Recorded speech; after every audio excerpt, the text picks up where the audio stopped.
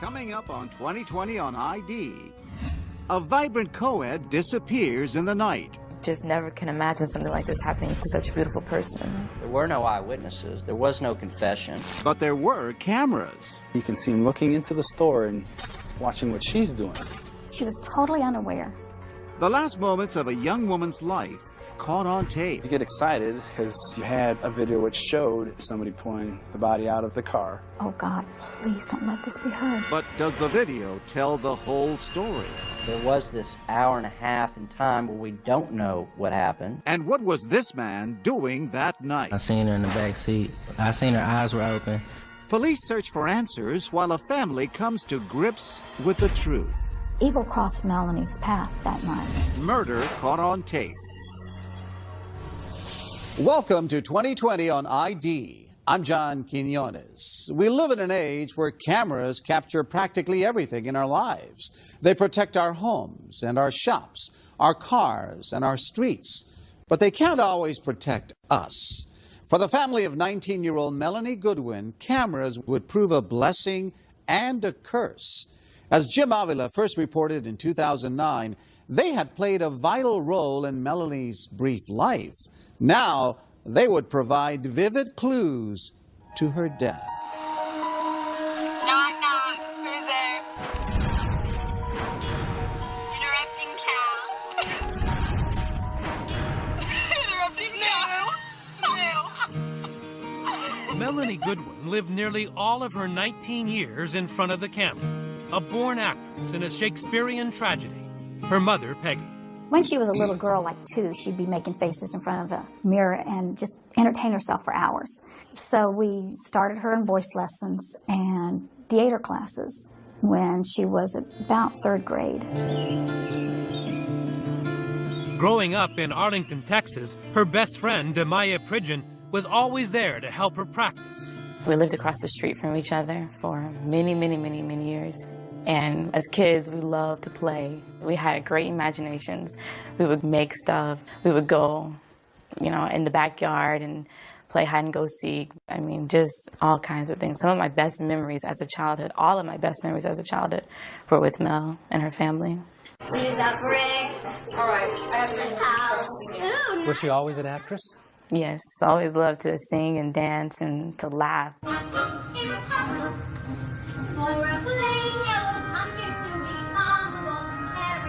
And her father, Glenn, never missed a performance. What was your favorite? I've got to say it was Cinderella. She was just the most beautiful godmother you could ever imagine. With a crown on and her scepter. And you could just hear the audience gasp like, whoa. And I'm sitting there thinking, whoa, that's mine. And Melanie's fairy tale was not just on stage. She was living one, a communications major at the University of North Texas, where she met boyfriend Ollie Valencia, with leading man looks and a heart to match. How would you describe your relationship with her? Almost like a modern-day fairy tale, in my eyes. We were just two fools in love who were best friends and couldn't get enough of each other. So you thought this may be the woman for you, forever? I knew this was the woman for me. Melanie's deeply religious family was close. An older sister and brother who adored her. A star at home, too. Melanie just embraced everything. She was fun to talk to. She's smart. She had an insight that, and vision that was a little bit, was unique. And of course, she was my baby, so the baby's the baby, and, and she's my girl. All backed by a supporting cast of many fast friends. I think that's what makes this so hard. Just never can imagine something like this happening to such a beautiful person. On Monday afternoon, September 24th, 2007, Melanie's bubbly, always-on personality is in full display at 5 o'clock as she heads off to work as a model promoting the energy drink Red Bull. I kissed her goodbye and just looked her in her eyes and was just so happy to be with her. And she went on with her day. Melanie met the other Red Bull girls for dinner and then reported to a video game store called the GameStop, handing out samples to Red Bull's target audience of young males anxious for the premiere of a new hit game, Halo 3. GameStop wasn't releasing it till midnight, and they went to the GameStop to promote the product, and then they finished probably around 1 or 1:30. It's now early Tuesday morning, and Melanie's headed back to campus, her long day finally about to end in the arms of her boyfriend. But first, as is her habit, she checks in with him by phone. I was in bed when she had called me, and I was like, yeah, babe, I'm gonna leave the door open, just come up. Ollie had one small request. He will spend the rest of his life wishing he'd never made. I asked her to stop. She was gonna bring me home chocolate milk and some Cheetos. And I woke up 2 hours later, and, she wasn't home. And it's at that final stop for snacks in this nearly empty convenience store on a dark and lonely street, just a few miles from her boyfriend's apartment, where Melanie's last act is played out on camera once again, captured in harsh lighting, and this time on grainy surveillance tape. Carrollton, Texas detective Greg Frey. You see Melanie walk into the store, and as he's walking by, you can see him looking into the store and watching what she's doing. And probably 30 or 40 seconds later, she comes up to the counter, and she's talking to Ali, saying, I'm on my way home, and you see him walking up behind her. She was totally unaware. A new sinister character is about to enter Melanie Goodwin's life, and it's not a bit part. Evil crossed Melanie's path that night. When we return, Melanie's boyfriend is desperate to reach her. I called and called and called and called. I was trying to calm myself down, like, everything has to be okay. And another call, this one to the police. There's a burnt female body over here. Stay with us.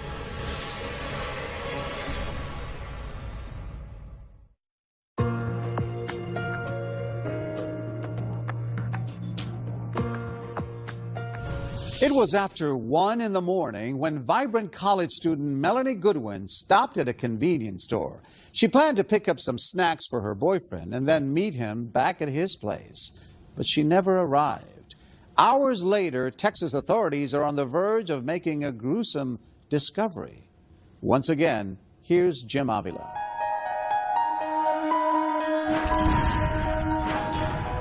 The morning shift at Transtech Software is arriving early on Tuesday, September 25th, 2007, greeted by the unthinkable.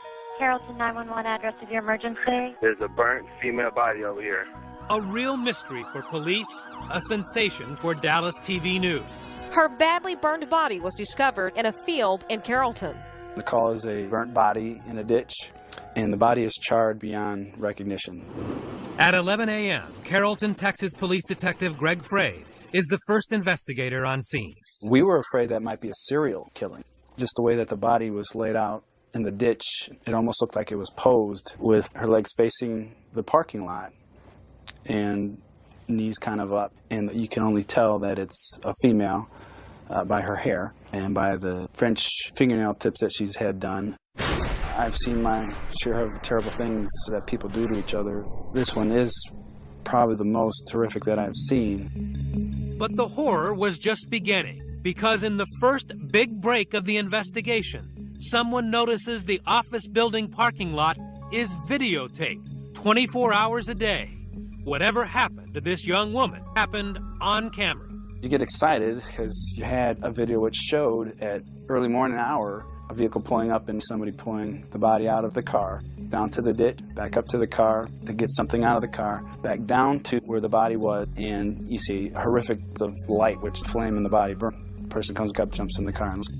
Just that quickly, within an hour of finding the unidentified body, the detectives know how their victim got in such terrible condition.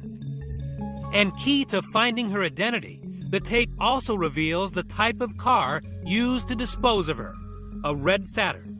I now have a vehicle I can look for. There's an image which looks like a male. I've got a little bit of clothing that I can see from the video. You can see a white shirt, you can see half pants, and now you have hope that we can get a running start on something that we had nothing just a few moments ago. While all this drama and mystery is going on there, At the same time, in a suburb close by, Melanie Goodwin's boyfriend, Ollie Valencia, is waking up in a panic. Melanie didn't come over as promised during the night. I called and called and called and called. I was trying to calm myself down, like, everything has to be okay. She's missing. Let's find her. Ollie hopes for an innocent explanation and makes no call to police. So detectives are working their newfound mystery in a vacuum. They had no missing persons report, nothing that could help them put a name to their badly burned Jane Doe. You go back to who that person could be. The first is the usual suspects, like a homeless person, prostitute, someone who's into criminal activity, and you try and build it from there. I'm code 6 at Morse Island. But then a second break when investigators discover the grunt work of routine patrol. The night Melanie disappeared, a beat cop had noticed something out of place. Officer Otis Q had found a suspicious vehicle not far from the scene. It was a red Saturn, parked oddly alone in a corner of an apartment complex. I walked up to it, and one of the first things I noticed that really kind of threw a curveball at me was I kind of detected the odor of gasoline coming from the inside of the vehicle, and there was a gas can sitting on the driver's seat. He didn't know it at the time, but Officer Q's curiosity had developed a huge lead. Authorities now have the license number and description of a red Saturn, seen with a gas can in it. A red flag that points Detective Fraid and his colleagues to the owner of the car in the video, and more importantly, to an address. Running the plate, I came back to the Goodwins out of Arlington, so we decided we need to go over there. That's where our suspect was. Because the car is registered to the father. Yes. And in your mindset at this point, you think this may be the bad guy. Correct. We're under the assumption that it is our suspect. So when you knock on the door, what are you prepared for at that point? To start interrogating my suspect. And Mrs. Goodwin answers the door, and I ask her, do you own a red Saturn? She says, yes, I do. It's my daughter's car. And at that moment, in my mind, I knew that I no longer was looking for my suspect, that I had to do 180. I'm now looking at my victim. The body in the parking lot and Melanie Goodwin are now linked. It was a difficult visit. Detective Fraid had prepared himself for an arrest, not a death notification. I'm thinking, okay, she's missing. They found her car. She's missing. Then they asked about a ring she was wearing. And my mind's just working, and finally it just clicked. And I said, do you have a body? And Detective Fraid just put his head down and said yes. It's difficult for me to say that it's Melanie because the body is so badly burnt that I couldn't say for sure that that was her. And then they asked if I had a picture of her. And I went back to the bedroom, and I got a picture. And I got on my knees, and I said, oh, God, please don't let this be her. Don't let something happen to her. It was a surprise gut blow to Melanie's mom. But Peggy Goodwin is a trained software programmer. And through her tears on her home PC, she actually gathers herself enough to help police close in on where her daughter may have been last seen alive. I went into this business mode trying to find my daughter, and it wasn't that I wasn't feeling anything or scared or upset or collapsing and crying, but I knew I had access to all the information they needed to find Melanie. She called Melanie's boyfriend at college to see when the last time he had spoken to her. I could tell she was worried by the way she was talking to me, saying, if I had seen Melanie, when was the last time I talked to Melanie, what do I know? Ollie tells Melanie's mom she had not shown up at his house as planned. And at 4 o'clock in the afternoon, Detective Fraid sends a fellow investigator to question the young man, who they approach as a possible suspect. Detectives have him take off his shirt to check for signs of a struggle. None. And his alibi that he was with roommates all night checks out. Plus, cell records show he was talking to Melanie by phone until she disappeared. Finally, as police interviewed him, he just did not fit the crime. He's the all-American boy, a former wrestler, does well in school, never been in trouble, doesn't have that profile. That helped us in clearing him rather quickly. But it takes a while for the stunned Ollie to realize Melanie is not just a missing person, and there was not an innocent explanation, as he had hoped, for her disappearance. I asked the officer, so is there a good chance we're going to find her? And that's when he was like, son, you know, she's passed away. And after that, it just, I was just taken out of this world. It was Ollie who led police to her last stop before disappearing. Feeling terrible about his innocent request for a post-midnight snack with his girlfriend, he pointed them to the convenience store where Melanie made her final call. I couldn't even look at her parents in the face because I felt as it was my fault. My fault she's not here today. She wasn't here yesterday. She won't be here tomorrow. No one can predict where good and evil will cross paths, where a simple stop at a convenience store for chocolate milk and Cheetos will turn dangerous, even tragic, a place where innocence is lost, where Melanie Goodwin, in a surprise rendezvous, runs straight into a stone-cold killer. You can see him looking into the store and watching what she's doing. It turns out the state-of-the-art Quick Trip convenience store has 4 cameras watching customers, the registers, even a glimpse of the sidewalk out front. And it's those cameras whirling away in the middle of the night that give Detective Fraid the first clue to the identity of Melanie's killer. The first thing that stands out in our mind is a male that is just kind of walking up and down the outside of the store. Nearly every step of this crime is on videotape. Another break. It's not only video, but it's video with audio.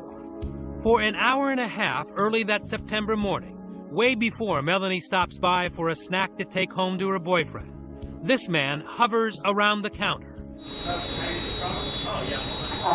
even convincing the clerk to let him use the phone, trying to get his estranged girlfriend, other friends, anyone to give him a ride and a place to stay.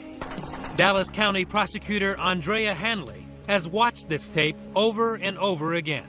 He'll hang up the phone, he'll walk around, he'll pace back and forth, just flat out loitering. He's got no money to buy anything. He has no money to buy anything. I think, as a matter of fact, the clerk gave him a soda and a pastry. You know, because the guy had no money. He had nothing going on. He'd asked the clerk, hey, can I sleep here? And he said, you can't sleep at this store. And by the way, buddy, you might not want to hang around here anymore. He's outside the store when Melanie, dressed in a skirt and top, comes in. She heads right over to the snack aisle for the Cheetos her boyfriend Ollie had wanted. And then the dairy case for the chocolate milk. The clerk is busy, but remembers Melanie had gone back to the restroom. And that's when she meets the loiterer, about her age, but desperate, out of options, and turning to a fellow 19-year-old for help. And he remembers as best he can that the defendant was, in fact, asking her for a ride. And you can very faintly hear it on the videotape. You can hear him say certain things like, my truck broke down, or I would walk but these shoes aren't good, and it's just a quarter of a mile, it's just up to McKinney Avenue. And you hear her saying, she wasn't a naive girl, you know, and she knew that that's not the thing to do. Melanie then walks away, and the vagrant walks out of the store. She then heads for the checkout and gets on her cell phone for the final time to tell Ollie she is on the way home. What were you talking about? She was just telling me how hot she was looking because she had just tanned. And you told her you'd leave the door open for her? Oh, yes, sir. That came later. Yes, sir. Back at the store, Melanie finishes paying at the counter, walks out the door, and heads to her car, Cheetos and chocolate milk in hand. And that's when you see the defendant loop around. And is there any videotape outside the store? Do you see them? No. That's the mystery. There are certain angles where you can see what looks to be the headlights of her car backing out to leave the store, but we don't know exactly what happened out there. Police quickly discover from phone records at the Quick Trip who the loiterer had been calling on the phone.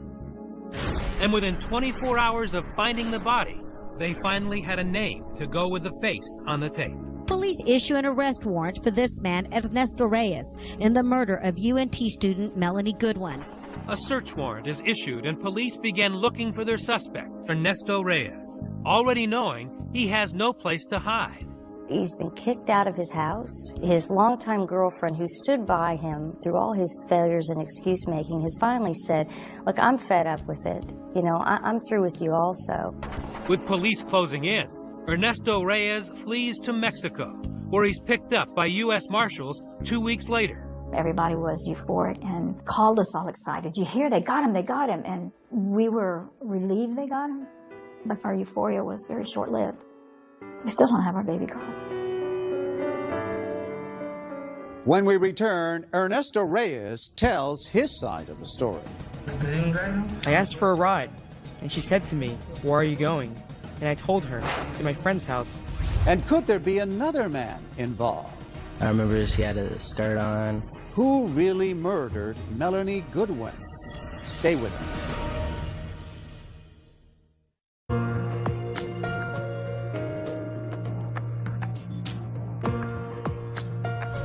The body of college co-ed Melanie Goodwin has been identified, and with several quick breaks, police believe they have apprehended her killer. As they construct the timeline and build the case, they learn more about Melanie, a random victim of a homicide.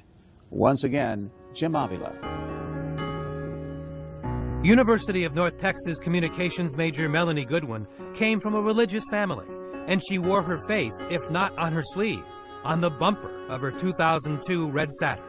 There was a decal on the back that had Melanie's name, and then her license plate bracket, that said "Angels are watching over me." And in fact, key moments of Melanie's abduction and murder were left on tape for police to track. There were things that were placed in front of us that we never thought we would see. Things were just falling in line. God was with me on this one. The police had Ernesto Reyes on videotape at 2 in the morning, stalking and following Melanie at the convenience store. They also found tapes of Reyes an hour later, attempting to buy gasoline at a closed Chevron station. He can be seen noticing something on his shirt. The prosecutor says it's blood. So he takes it off, turning his shirt inside out to hide the stain. And then another tape, moments later. Ernesto Reyes is seen again at a nearby 7-Eleven, where he successfully buys $1.76 of gasoline, casually filling up his can outside while asking a stranger to borrow his cell phone. He used the phone, told me, "God bless you, have a good evening," and he calmly walked away. As nonchalant as can be. Cold-blooded. Cold-blooded. All right. And finally, the videotape that shows Reyes dragging Melanie's body to be burned. All this evidence seemed overwhelming. But when it came to trial, a year and a half after Melanie Goodwin was brutally murdered, Ernesto Reyes' defense attorneys were quick to point out there were 90 key minutes not recorded between the time Ernesto followed her out of the store and when he is shown blowing her up, when perhaps those angels who were watching over Melanie blinked. There were no eyewitnesses. There was no confession. There was this hour and a half in time where we don't know what happened. Veteran Dallas lawyers Danny Clancy and Brett Martin knew they had a difficult task in creating reasonable doubt for the jury. These horrific photographs that we've seen, the video that we've seen, yes, it's evidence, but ultimately you have to make a decision whether or not the state's proven beyond a reasonable doubt that this man and no other is responsible for her death. And those 90 minutes that were not on tape gave Ernesto Reyes just enough room to tell his version of what happened to Melanie to a Spanish-language television network. No, I'm not a killer. I've never been a killer. I've never wanted to be a killer. I was just there at the wrong place, hanging with the wrong people. This is the man Ernesto Reyes accuses of being the wrong people. Mr. Young, you're currently under indictment for the felony offense of tampering with physical evidence. His name is Donovan Young. He admits that Ernesto showed up at his apartment about 3 a.m. the night Melanie Goodwin was murdered, took him down to the parking lot, and showed him her body in the back seat of her red Saturn. It's a two-door car, so they got like the little triangle window. I looked through there, and that's when I seen her in the back seat. Do you remember anything about her undergarments, her underwear? I remember she had a skirt on. I'm not sure what top or anything like that. I think her underwear were slightly pulled down. And were you able to see anything about her face? I seen her eyes were open. When I looked in the back seat, he said he killed someone that looked like a dead person.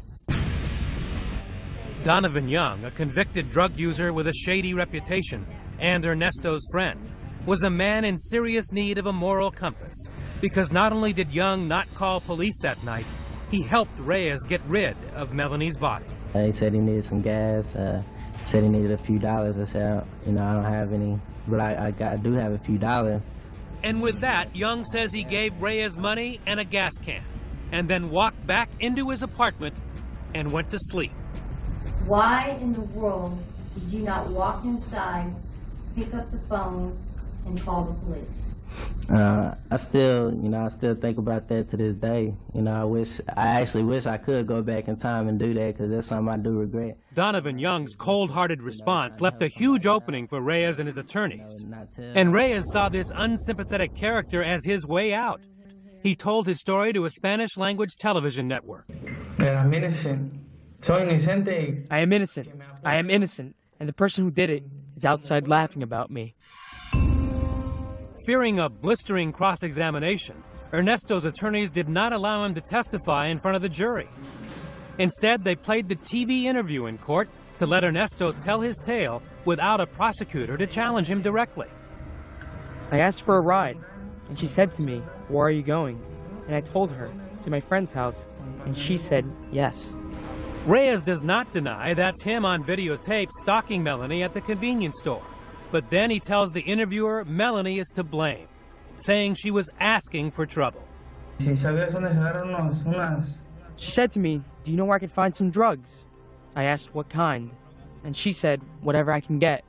In the interview played out in court, Reyes then claims he had her drive to Donovan Young's apartment, where he got in the back seat while Melanie and Donovan sat in the front seat sharing marijuana and pills. Then I don't know what happened, the fight. I didn't know if he was hitting her or messing with her. Then I started getting scared.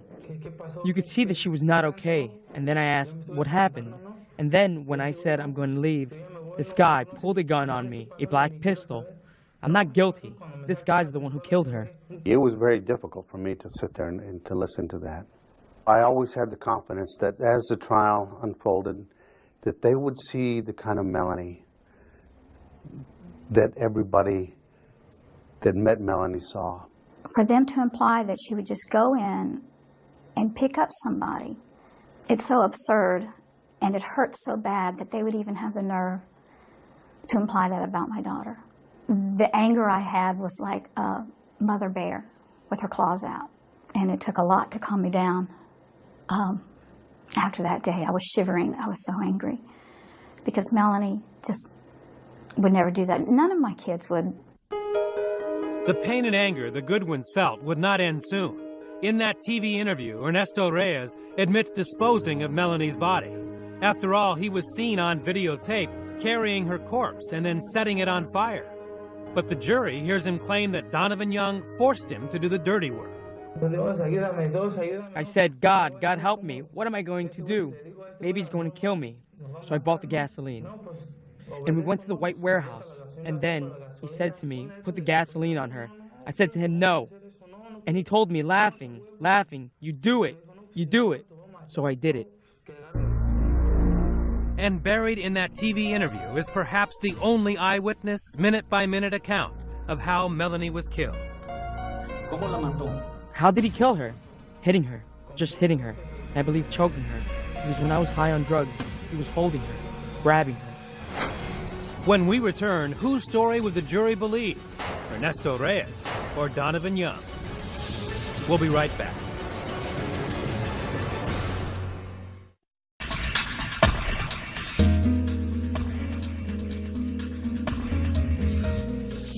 Beautiful and charismatic college student Melanie Goodwin has been killed, and one man, Ernesto Reyes, is on trial for her murder.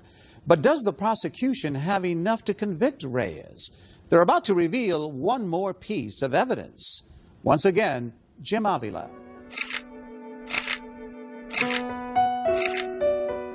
Snapshots of a 19-year-old student actress. The last looks at Melanie Goodwin. taken from her own digital camera, the one she carried in her car till the day she died. The pictures told the story of this young girl's life.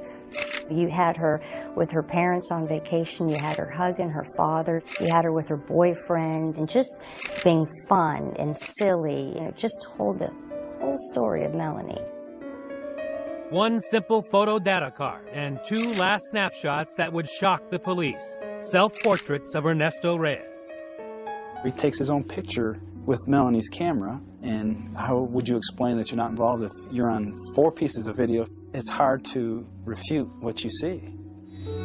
And on that quick trip, what you hear. Ernesto Reyes' far-fetched story of a drug-craving young woman anxious for sex with a stranger, killed by his drugged-out friend while he watched, is badly damaged by the fact that everywhere the jury turns is another photo of Ernesto Reyes. Ladies and gentlemen of the jury. Co-prosecutor Stephanie Fargo drove it home in her closing argument. Who has the evidence all over them? Who's the only person you see on the surveillance videos? You should be insulted that he tries to put this on Donovan Young. Evidence doesn't lie. In fact, the jurors say it was what they did not see in that explosion video that made them doubt Ernesto's alibi, that an accomplice named Donovan Young killed her and ordered his cooperation. Juror Amy McCall. Ernesto said that Donovan Young was in the back seat of the car with a gun telling him what to do at one point, and when the sky lights up you can see inside that car and there was no one there. But perhaps the biggest hole in the Reyes story came from Melanie herself. A single trace of DNA. Most of the crime scene evidence was destroyed, but one critical piece of genetic material tying Ernesto Reyes to the attack on Melanie did not burn.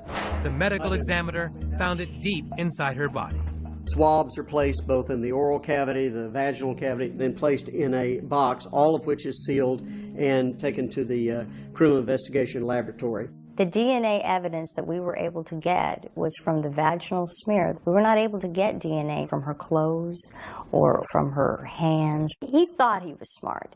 He thought he was doing everything that he could do to get away with this crime. He thought by burning her body that he was burning up all the forensic evidence, any kind of DNA or blood evidence or his fingerprints. You know, he thought he was very successful at that. Well, he wasn't. The fire had done a pretty good job, but it did not get that DNA. So it showed that he had at least had sex with her. I had to prove that it was not consensual sex. Despite Melanie's all-American girl reputation, the defense team makes one last-ditch effort to blame the victim. They would try to convince the jury that she wanted to have sex with Reyes. You personally didn't observe any obvious signs of sexual assault, did you? Well, right. My autopsy clearly lists that I didn't find lacerations or bruising in there. Again, that's not a big surprise, but I did not see traumatic injuries. A lot of times you do find DNA underneath the fingernails of the victim, where they're scratching and scraping and clawing and doing everything they can to fend off their attacker. None of that evidence existed. It was important for me to paint a very good picture of her because of the defenses that he was throwing out there, and to be able to show that everything he said about her willingly, getting in the back seat of her car is complete and utter nonsense. Not her. Maybe somebody, but not Melanie Goodwin. Swear to tell the truth, the whole truth, and nothing but To paint that picture, the prosecution called Melanie's mother, Peggy Goodwin. If you were to hear, Mrs. Goodwin, that your daughter picked a stranger up at a convenience store at 1:30 at night and asked him to smoke some marijuana with her, and then hopped in the back seat of her car with this stranger to have sex, would that in any way conform to the character or the identity of the girl that was your daughter? Absolutely not. We had gone over multiple times. Never pick up strangers, and if you have to stop at night, you have to stop at a very brightly lit, well-traveled store. Lock your doors, look behind you, look around you, be aware. There's some video that And then Melanie's mother told an anecdote that helped the jurors understand why there were no signs of a struggle. When she started asking me about Melanie, I just talked about her size, that she was so tiny that when her brother would wrestle with her and tickle her, he would hold both of her wrists in one hand. And I thought to myself, my goodness, she has just unwittingly explained to the jury exactly what happened. you know, that he was able to take hold of both her wrists and attack her that way. That she didn't have the opportunity to scratch anybody's eyes out. That's why she didn't have DNA under her fingernails. He held both of her wrists in his hand while he beat her. But perhaps just as convincing to the jury was that the medical examiner confirmed there were no drugs of any kind in Melanie's system. And there was one other huge factor. Melanie was in a happy relationship with a boy she had promised to marry. They tried to raise that she somehow had consensual sex with this guy. I know no one in their right mind believes that, even people that didn't know her. And even though that's what he claimed, it's not even an option. Juror Anna Palmer never met Melanie. She didn't have to. Could you picture them in any way together? No, absolutely not. We saw her boyfriend, and I think she had a committed relationship with him, and I couldn't imagine her having anything to do with Ernesto Reyes. In order for you to believe it, you gotta buy that. And then damning words from Deputy District Attorney Andrea Handler, describing the terrible way Melanie died, raped, beaten, and killed by the hands of a stranger. The reality of being asphyxiated, of being strangled to death, is horrific. You must have enough pressure applied to a person's neck to cut off their blood flow and their oxygen for 10 to 15 seconds. That's 10 to 15 seconds of Melanie Goodwin struggling, most likely screaming, fighting for her life. That's 10 to 15 seconds that this defendant has his hands on that little girl's neck. The Reyes defense team called no witnesses, unwilling to let the defendant face cross-examination. He never told you that. But they made every attempt to raise reasonable doubt while questioning the prosecution's witnesses. We're asking you respectfully to return a verdict of not guilty in this case, because the circumstantial evidence in this case does not rise to a level of proof beyond a reasonable doubt. The jury took just 3 hours to reach a verdict. The defendant will please rise. What say you? We, the jury, find beyond a reasonable doubt the defendant, Ernesto Pena Reyes, guilty of the offense of capital murder as charged in the indictment. And then a final dramatic courtroom moment for Glenn and Peggy Goodwin. Before sentencing, they stood in front of the judge and emotionally told him of their loss. Melanie Therese Goodwin's family and friends have something to say to you. Look up at the video, Mr. Reyes. She then showed the judge a videotape of the daughter she lost. Knock, knock. Who's there? Interrupting Cal. Interrupting Cal. No. You demanded that he look at you, that you get a chance to look into those cold, evil eyes. Why? Because he was going to hear what he did, and he was going to look me in the eye, and he was going to feel it, and he was going to look at her video, because he needed to know who Melanie was and what he did and how worthless he was. Did it work? Did he look up? Mm-hmm. He looked at the video and he looked at me, and then he started crying. When we come back, Peggy Goodwin offers a surprising gesture. I guess my heart just reached out to her as a woman who had realized her son was this monster. Stay with us.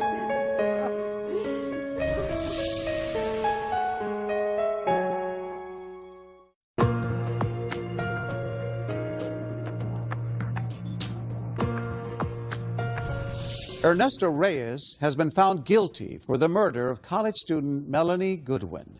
Now it's time to start the healing process. With the conclusion of our story, Jim Avila. Merciful Father. Melanie's friends said goodbye to her on campus, celebrating with songs and pictures. A tribute not only to her life, but to her parents, who had lost so much.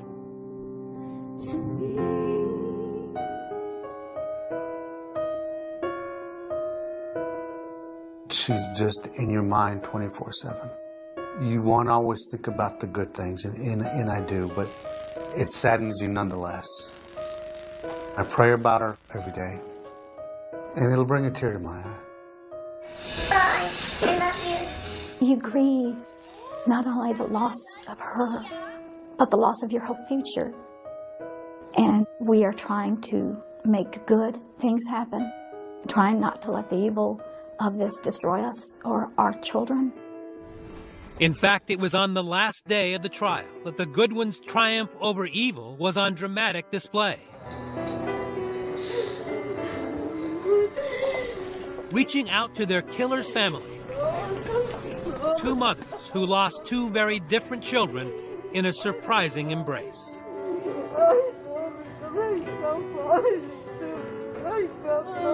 You found in your heart some way to connect with his mother. I noticed when they showed the fire video that she was crying in the distance, and I thought she finally realized she's been lied to. She sees the evidence and she knows. So I guess my heart just reached out to her as a woman who had realized her son was this monster. I'm sorry. And so we just walked over to him and we just hugged each other, and she kept saying she was sorry. And then Glenn spoke to her in Spanish. And I was just thanking her for feeling sorry for us. And then I told her that, you know, I was sorry for her situation as well. Even hardened police veterans like Detective Greg Frade were moved by the grace of this rare scene. It was a very touching moment and another sign of how good the Goodwins are. They were named well. Goodwin is a good name for that family. They are very good people. Ernesto Reyes was sentenced to life in prison, but has never taken responsibility for Melanie's murder. Donovan Young was sentenced to 8 years for tampering with evidence. And young Ollie Valencia remains a friend of the family. It still hurts, and no matter what people tell me, I guess only time could heal, if ever. She was so precious, and it's not a job to take care of, it's an honor. The fact that I was her boyfriend, protector, and then just to have her taken away, you feel guilty because you weren't there. I wasn't able to do my job. We will never meet again. And Melanie Goodwin's family started a scholarship fund for young actors in their daughter's name, hoping to keep her memory alive. In 19 years, she became an incredible young lady who touched a lot of people and made a very positive impact for a lot of people. We'll never know how big that impact would have grown and what a difference she would have made if given the opportunity.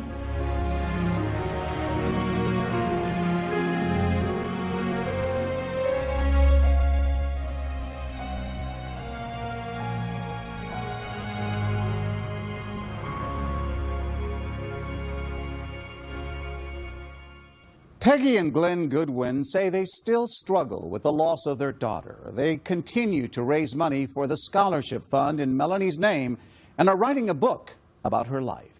As of 2014, Ernesto Reyes has exhausted his state appeal.